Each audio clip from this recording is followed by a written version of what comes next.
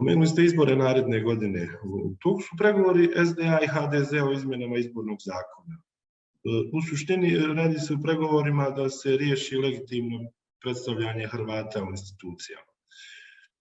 Kako vi komentirate te pregovore i treba li u njih uključiti ostale političke aktere, pričati o očiglednim problemima i nedostacima izbornog procesa, izbornim krađama, pitanju elektronskog glasanja?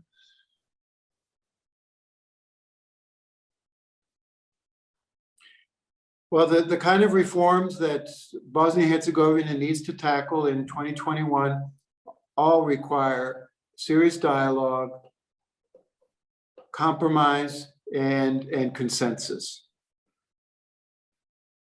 That kind of dialogue that kind of serious dialogue is going to need expanding transparency. All parties need to participate. And it also will need institutional support. That this is not about the will of any party above another. This is about multiple parties coming together to compromise on electoral reform above all.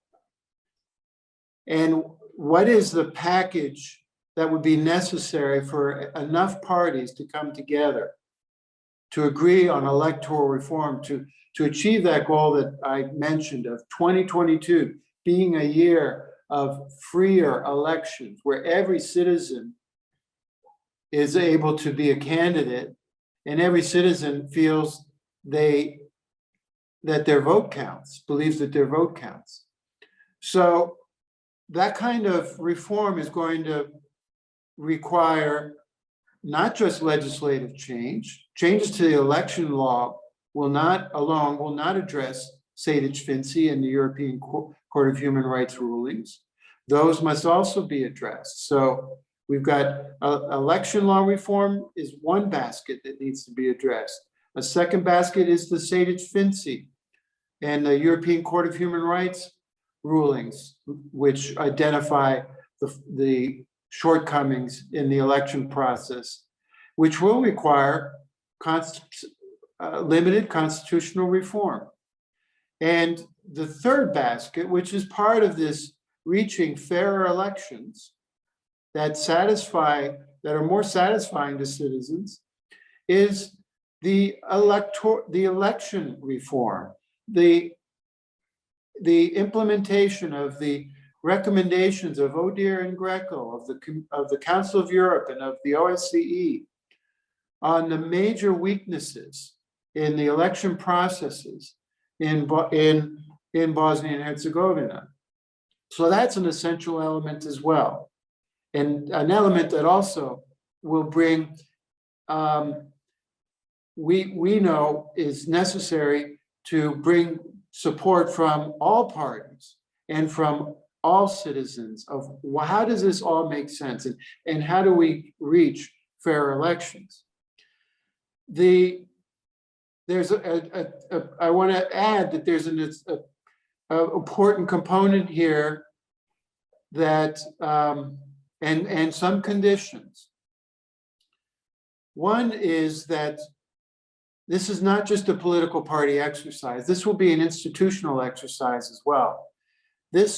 It begins with political parties discussing ideas and trying to build consensus. But it ends with the parliament finally taking a vote. So all of these proposals will become reality when they pass the parliament. So the parliament will have the final say. And the implementation will require the institutions engaging, above all, the Central Election Commission. So the Central Election Commission is a fundamental, their participation in this process is fundamental.